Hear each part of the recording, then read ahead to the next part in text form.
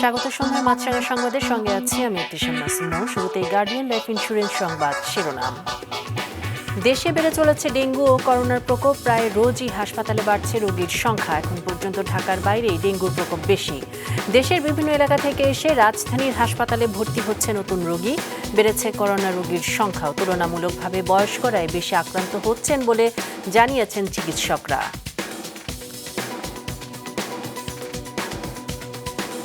দ্রুত আগামী জাতীয় নির্বাচনের তারিখ ঘোষণার দাবি জানিয়েছেন বিএনপির সিনিয়র নেতারা। নির্বাচনের সময় নিয়ে প্রধান উপদেষ্টার সঙ্গে তারেক রহমানের বৈঠকের সিদ্ধান্ত নির্বাচন কমিশনকে জানানোর অনুরোধ জানিয়েছেন সালাউদ্দিন আহমেদ। আর ডক্টর মঈন খান বলেছেন, দেশের মানুষ এখন ভাত নয়, ভোট চায়।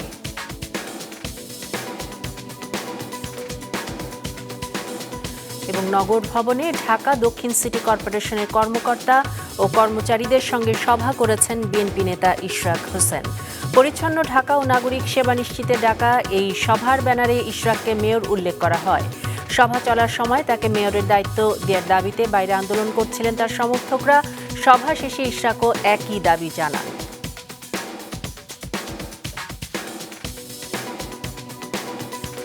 শুনছিলেন শিরোনাম, এবার বিস্তারিত। প্রতিদিনই বাড়ছে ডেঙ্গু আক্রান্ত রোগীর সংখ্যা। ঢাকার বাইরে ডেঙ্গুর প্রকোপ বেশি থাকলেও রাজধানীর হাসপাতালগুলোতে বাড়ছে নতুন রোগী। হাসপাতাল কর্তৃপক্ষ বলছে, রোগী বাড়ার আশঙ্কা থাকায় সব ধরনের প্রস্তুতি রয়েছে তাদের। আরও জানাচ্ছেন বিপ্লব হাসান। ডেঙ্গু আক্রান্ত হয়ে রাজধানীর মহাখালী ডিএনসিসি হাসপাতালে চিকিৎসা নিচ্ছেন ৩৮ বছরের বরগুনার রনি। এর আগে স্থানীয় একটি হাসপাতালে বেশ কয়েকদিন ভর্তি ছিলেন। পরিস্থিতির উন্নতি না হওয়ায় আসেন এখানে। এবার ডেঙ্গুতে সবচেয়ে বেশি খারাপ পরিস্থিতি বরিশাল ও বরগুনায়। ওই দুই জেলার অনেকেই উন্নত চিকিৎসার জন্য ছুটে আসছেন ঢাকার বিভিন্ন সরকারি হাসপাতালে। আমি ইনস্ট্যান্ট এখানে আসছি, কারণ বরগুনায় তো আমাদের হসপিটালের ব্যবস্থাপনা খুবই খারাপ। ওই জায়গায় তেমন চিকিৎসার সার্ভিস ভালো না, ওয়াশরুম খারাপ, তারপর কারণে ময়লা আবর্জনার কারণেই ডেঙ্গু রোগী বেশি হয়। মুগদা মেডিকেল কলেজ হাসপাতালে ডেঙ্গু রোগী ভর্তি সবচেয়ে বেশি। রোগী বাড়ছে কুর্মিটোলা, ডিএনসিসি সহ আরও বেশ কিছু হাসপাতালেও। গত বছর বা তার আগের বছর মুগদা হসপিটালের উপরে চাপ বেশি ছিল। তখন আমাদের যে প্রস্তুতিটা ছিল বা যেভাবে আমরা ম্যানেজ করেছি, সেই প্রস্তুতি আমাদের এখনো আছে। গেল ২৪ ঘন্টায় দেশে কোনো মৃত্যু না থাকলেও ডেঙ্গু আক্রান্ত হয়ে হাসপাতালে ভর্তি হয়েছেন ২৩৪ জন, যার মধ্যে বরিশালে ১১৯ জন। হটস্পট বরগুনায় ৭৯ জন। ২ সপ্তাহের ব্যবধানে ওই জেলায় রোগী ভর্তি ছাড়িয়েছে ২০০। কুমিল্লা, চাঁপাইনবাবগঞ্জ সহ বিভিন্ন জেলাতেও প্রতিদিন নতুন করে ডেঙ্গু রোগী শনাক্ত হচ্ছে। ডেঙ্গুর পাশাপাশি বাড়ছে করোনার প্রকোপ। রাজধানীর ডিএনসিসি হাসপাতালে চিকিৎসা নিচ্ছেন অন্তত ১৫ জন করোনা রোগী। তাদের মধ্যে বয়স্কদের সংখ্যাই তুলনামূলক বেশি। ডেঙ্গির চেয়ে কোভিড সংখ্যাটা র্যাপিডলি বাড়ছে। কারণ কি, কোভিড আমাদের কিন্তু আমি আগেই বলেছি, মের ৬ তারিখ পর্যন্ত আমাদের কোনো কোভিড কেস ছিল না। মে মাসে ডিটেক্টেড হয়েছিল মাত্র, অ্যাডমিটেড ছিল ৬ জন, আর এই মাসে ভর্তি ছিল 29% কোভিড পেশেন্ট, এবং অলরেডি 15 জন ভর্তি রয়েছে। বাকি 20 জন অলরেডি ভালো হয়ে চলে গিয়েছে। এর মধ্যে অবশ্যই একজন ডেথ রয়েছে। এদিকে করোনা সংক্রমণ বাড়তে থাকায় আসন্ন এইচএসসি পরীক্ষায় শিক্ষার্থীদের মাস্ক পরা বাধ্যতামূলক সহ 7টি নির্দেশনা দিয়েছে আন্তঃশিক্ষা বোর্ড সমন্বয় কমিটি। বিপ্লব হাসান, মাছরাঙা সংবাদ, ঢাকা। সংসদ নির্বাচনের সময় নিয়ে লন্ডনে প্রধান উপদেষ্টা ডক্টর মোহাম্মদ ইউনূস ও বিএনপির ভারপ্রাপ্ত চেয়ারম্যান তারেক রহমানের বৈঠকের সিদ্ধান্ত দ্রুত নির্বাচন কমিশনকে জানাতে সরকারের প্রতি আহ্বান জানিয়েছেন বিএনপির স্থায়ী কমিটির সদস্য সালাউদ্দিন আহমেদ। লন্ডনে প্রধান উপদেষ্টা ডক্টর মোহাম্মদ ইউনূস ও তারেক রহমানের মধ্যে বৈঠকে আগামী ফেব্রুয়ারিতে দেশের সংসদ নির্বাচনের ব্যাপারে প্রাথমিক সমঝোতা হয়। বৈঠকের পর দুপক্ষ থেকে যৌথ বিবৃতিও দেয়া হয়। সেই বৈঠকের সিদ্ধান্ত দ্রুত নির্বাচন কমিশনকে জানাতে সরকারের প্রতি আহ্বান জানিয়েছেন বিএনপির স্থায়ী কমিটির সদস্য সালাউদ্দিন আহমেদ। লন্ডনের আলোচনার সূত্র ধরে যে সিদ্ধান্তটা হয়েছে সেটা খুব শিগগির ইলেকশন কমিশনে যথাযথ প্রক্রিয়ায় কমিউনিকেট করবেন বলে আশা করি, যাতে ইলেকশন কমিশন জনগণের সামনে বলতে পারে যে তারা সরকারের কাছ থেকে একটা পরামর্শমূলক বা নির্দেশনামূলক মেসেজ পেয়েছে। দুপুরে জাতীয় প্রেস ক্লাবে এক আলোচনা সভায় তিনি আরও বলেন, সংবিধান অনুযায়ী অন্য দেশের নাগরিক উপদেষ্টা হতে পারে না। এই সরকারের বৈধতার জন্য সংসদ লাগবে। সেই প্রক্রিয়ায় এখন অগ্রসর হতে হবে। এই লেজিটিমেসি কিভাবে দেয়া হবে, কোন জায়গায় দেয়া হবে, সেটাও আমরা বিবেচনা করব। লন্ডন বৈঠক গণতন্ত্র উত্তরণে জাতির দীর্ঘদিনের প্রত্যাশা পূরণের পথকে সুগম করেছে বলে মনে করেন বিএনপির স্থায়ী কমিটির সদস্য আমির খসরু মাহমুদ চৌধুরী। সকালে লন্ডন থেকে ফিরে হযরত শাহজালাল আন্তর্জাতিক বিমানবন্দরে তিনি একথা বলেন। জনগণের নির্বাচনের যে প্রত্যাশা ছিল সেটা পূরণ হয়েছে আমি মনে করি। সেদিক থেকে তো আমি মনে করি এটা সফল একটা আলোচনা হয়েছে। দ্রুততম সময়ে নির্বাচন সবসময় যেমন ডিসেম্বরের মধ্যে সম্ভব, সেটা ফেব্রুয়ারিতে গেলেও তেমন কোনো বড় সমস্যা তো না। এদিকে বিএনপির স্থায়ী কমিটির সদস্য ডক্টর আব্দুল মঈন খান দেশের মানুষ এখন ভাত নয় ভোট চাই বলে মন্তব্য করেছেন। বাংলাদেশের মানুষ তো যখন যদি কেউ বলে যে তুমি কি পোলাও কর্মা চাও না তুমি ভোট দিতে চাও, বাংলাদেশের মানুষ কিন্তু বলবে যে আমি ভোট দিতে চাই, না খেয়ে থাকলে অসুবিধা নেই। এটাই বাংলাদেশের মানুষের রক্তের ভেতরে আছে।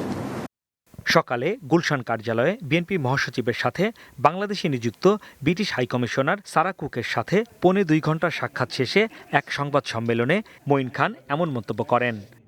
হাসনাইন তানভীর, মাছরাঙা সংবাদ, ঢাকা। ঢাকা দক্ষিণের মেয়র হিসেবে এখনো দায়িত্ব না পেলেও নগর ভবনে সিটি কর্পোরেশনের কর্মকর্তা কর্মচারীদের নিয়ে আজ সভা করেছেন বিএনপি নেতা ইশরাক হোসেন। জনগণের দাবিতে সভা করেছেন বলে জানান তিনি। এ সময় নিজেকে বৈধ মেয়র দাবি করে কর্পোরেশনের বর্তমান প্রশাসককে অবৈধ বলে অভিযোগ করেন তিনি। আরও জানাচ্ছেন দাউদ হাসান। ঢাকা দক্ষিণ সিটি কর্পোরেশনের মেয়র হিসেবে শপথের দাবিতে বেশ কিছুদিন ধরে আন্দোলন করছেন বিএনপির নেতা ইশরাক হোসেন ও তার সমর্থকরা। ঘোষণা দিয়েছিলেন ইশরাক নিজেই শপথ নেবেন এবং মেয়রের দায়িত্ব পালন করবেন। এমন অবস্থায় আজ সকালে নগর ভবনের মিলনায়তনে বর্জ্য ব্যবস্থাপনা বিভাগের কর্মকর্তা কর্মচারীদের সাথে সভা করেন ইশরাক। অনুষ্ঠানে ব্যানারে তার নামের আগে লেখা ছিল মাননীয় মেয়র। উপস্থিত ছিলেন বিএনপির নেতাকর্মী সহ কর্পোরেশনের কর্মকর্তা কর্মচারীরা। সভা শেষে সংবাদ সম্মেলনে ব্যানারে মেয়র প্রসঙ্গে তিনি জানান, কেবল নগর ভবন নয়, যে কোনো অনুষ্ঠানে আমন্ত্রণ জানালে আয়োজকরা ব্যানারে তার নামের আগে মেয়র লেখেন।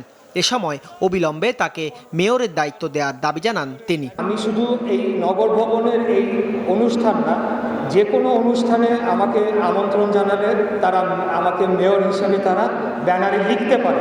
এটা আমার দাবি না, এটা আমার জনগণের দাবি। এটা বাংলাদেশের সর্বোচ্চ আদালতের মাধ্যমে এটা প্রতিষ্ঠা পেয়েছে। বর্তমানে যে ইশরাক জানান, মতবিনিময় সভায় ডেঙ্গু পরিস্থিতি মোকাবেলায় কাজ করার পাশাপাশি নাগরিকদের জরুরি সেবা দিতে কর্মকর্তা কর্মচারীদের নির্দেশ দিয়েছেন।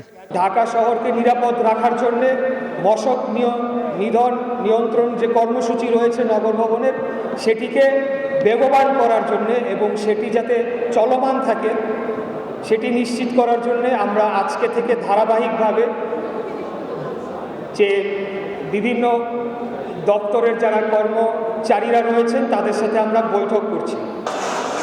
এদিকে নগর ভবনের ভেতরে সভা চলার সময়ও ইশরাককে মেয়রের দায়িত্ব বুঝিয়ে দেওয়ার দাবিতে ভবনের বাহিরে অবস্থান কর্মসূচি পালন করেছিলেন তার সমর্থকরা। বন্ধ ছিল নগর ভবনের সকল কার্যক্রম। তত পর্যন্ত ইশরাক সাহেবের শপথ না নেওয়া হবে তত পর্যন্ত আন্দোলন চলমান আছে, আন্দোলন চলবে। নগর জীবনে যে দুর্বিষহ, এটা মূল যে কারণটা সরকার রয়েছে এবং সরকারের যে বিতর্কিত উপদেষ্টা এটা আসিফ মাহমুদ সাহেব সম্পূর্ণভাবে দায়ী। গত 14 মে থেকে নগর ভবনের সামনে ঢাকাবাসীর ব্যানারে অবস্থান কর্মসূচি শুরু করে ইশরাক সমর্থক ও বিএনপির নেতাকর্মীরা। ঈদের ছুটি শেষে গতকাল রোববার থেকে ফের আন্দোলন শুরু করেন তারা। দাউদ হাসান, মাছরাঙা সংবাদ, ঢাকা।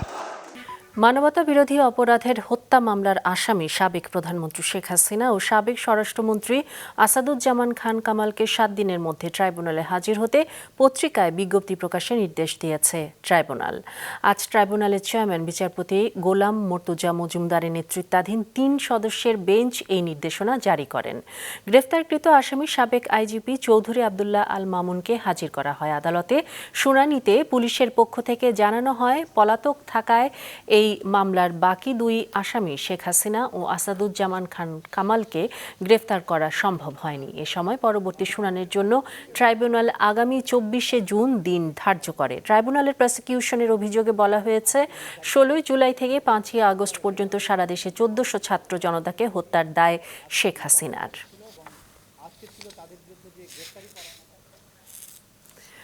সরকারি চাকরি সংশোধন অধ্যাদেশ 2025 বাতিলের দাবিতে আবারও সচিবালয়ে বিক্ষোভ মিছিল ও সমাবেশ করেছে কর্মকর্তা কর্মচারীরা। দুপুরে গৃহায়ন ও গণপূর্ত উপদেষ্টা বরাবর দিয়েছে স্মারকলিপিও। এর আগে সকাল থেকেই বিভিন্ন মন্ত্রণালয় ও বিভাগ থেকে মিছিল নিয়ে সচিবালয় প্রদক্ষিণ করে তারা। পরে নতুন জনপ্রশাসন ভবনের নিচে সংক্ষিপ্ত সমাবেশে ওই অধ্যাদেশ প্রত্যাহারে সরকার টালবাহানা করছে বলে অভিযোগ করা হয়। আজকের মধ্যে ওই অধ্যাদেশ প্রত্যাহার করা না হলে আগামীকাল সকাল 11টায় আবারও বিক্ষোভ কর্মসূচির ঘোষণা দেন তারা। সরকারি চাকরি সংশোধন অধ্যাদেশ 2025-এর কিছু ধারা সংস্কারের সুপারিশ করা হবে।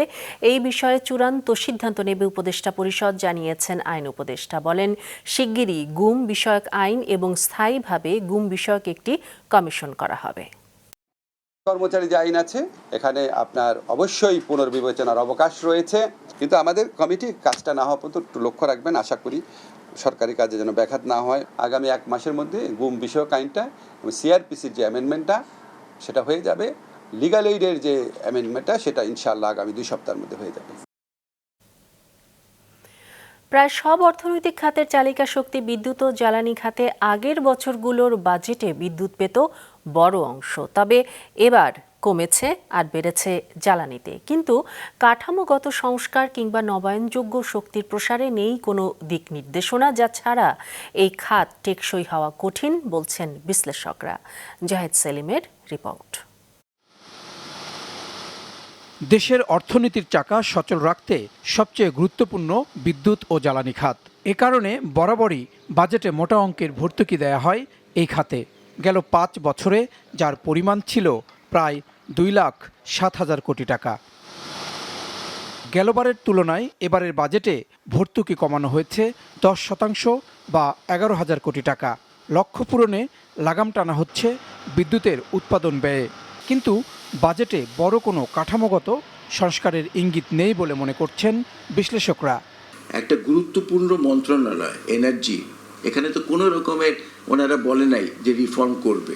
শুনেছেন আপনি কখনো যে এখানে বলেছে যে আমরা এই এনার্জি সেক্টরে এই রিফর্ম করব, পাওয়ার সেক্টরে এই রিফর্ম করব? কোনো কথাই না। চলতি বছরের শুরুতে খরচ কমাতে তেলভিত্তিক বিদ্যুৎ কেন্দ্রের ব্যবহার কমানোর উদ্যোগ নেওয়া হয়, তবে বাস্তবে সেটি সম্ভব হয়নি বলছেন institute for energy economics and financial analysis IEEF এর জ্বালানি খাত বিষয়ক এই বিশ্লেষক। গভর্নমেন্ট যে 11,000 কোটি টাকা কমাবে, সেই ক্ষেত্রে আসলে যে স্টেপগুলো নেবে সেগুলোতে স্ট্রিক্টলি ইনফোর্স করতে হবে যাতে খরচটা কমানো যায়। আদারওয়াইজ আগামী 3 থেকে 4 বছরের ভিতর এই খাতের সাবসিডি আরও বেড়ে যেতে পারে।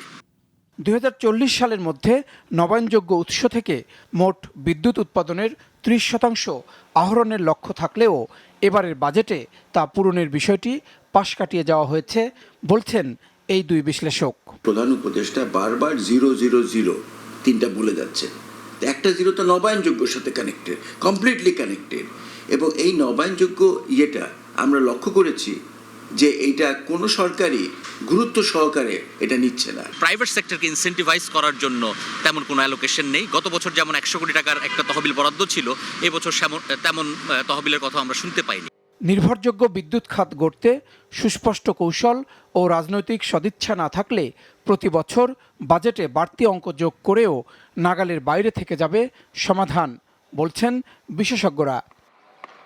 জাহেদ সেলিম, মাছরাঙা সংবাদ, ঢাকা। আগামীকাল থেকে দেশের অধিকাংশ জেলায় বজ্রসহ বৃষ্টি বা ভারী বৃষ্টিপাত হতে পারে জানিয়েছে আবহাওয়া অফিস। দক্ষিণ পূর্বাঞ্চলে পাহাড় ধসের আশঙ্কা রয়েছে। আবহাওয়াবিদরা বলছেন, আজ থেকে আগামী 5 দিন রংপুর, ময়মনসিংহ, খুলনা, বরিশাল, চট্টগ্রাম ও সিলেট বিভাগের অধিকাংশ জায়গায় এবং রাজশাহী ও ঢাকা বিভাগের অনেক জায়গায় অস্থায়ীভাবে দমকা হাওয়া বা হালকা থেকে মাঝারি বৃষ্টি বা বজ্রসহ বৃষ্টি হতে পারে। বাংলাদেশ ওয়েদার অবজারভেশন টিম জানিয়েছে, ভারী বৃষ্টিপাতের কারণে রংপুর, সিলেট ও চট্টগ্রাম বিভাগের নিচু এলাকায় বন্যা হতে পারে এবং চট্টগ্রাম ও সিলেট বিভাগে পাহাড় ধসের শঙ্কা রয়েছে। সন্ধ্যার সংবাদ শেষ করব, তবে যাবার আগে গার্ডিয়ান লাইফ ইন্স্যুরেন্স সংবাদ শিরোনামগুলো আরও একবার। দেশে বেড়ে চলেছে ডেঙ্গু ও করোনার প্রকোপ। রাজধানীর হাসপাতালগুলোতে বেশি রোগী আসছে ঢাকার বাইরে থেকে। করোনায় বেশি আক্রান্ত হচ্ছেন বয়স্করা। জাতীয় নির্বাচনের তারিখ ঘোষণার দাবি বিএনপির সিনিয়র নেতাদের। প্রধান উপদেষ্টার সঙ্গে তারেক রহমানের বৈঠকের সিদ্ধান্ত দ্রুত ইসিকে জানানোর আহ্বান। এবং মেয়রের ব্যানারে নগর ভবনে সভা করলেন বিএনপি নেতা ইশরাক হোসেন। সমর্থকদের আন্দোলন অব্যাহত, দায়িত্ব দেওয়ার দাবি ইশরাকের। এ ছিল সন্ধ্যার সংবাদে। ফেসবুকে আপডেট পেতে ভিজিট করুন মাছরাঙা টেলিভিশনের পেজে। ইউটিউব চ্যানেলেও দেখতে পারেন আমাদের সংবাদ, প্রতিবেদন এবং অনুষ্ঠান। দর্শক, রাস্তার ধুলো ও ধোঁয়া ফুসফুসের ক্ষতির কারণ হতে পারে, তাই জীবাণু ও ফুসফুসের সংক্রমণ থেকে সুরক্ষিত থাকতে ব্যবহার করুন ফেস মাস্ক। এতক্ষণ সঙ্গে থাকার জন্য ধন্যবাদ জানিয়ে আমি ইবতিসাম নাসিম মৌ শেষ করছি সন্ধ্যার মাছরাঙা সংবাদ। এই দিন এইভাবে।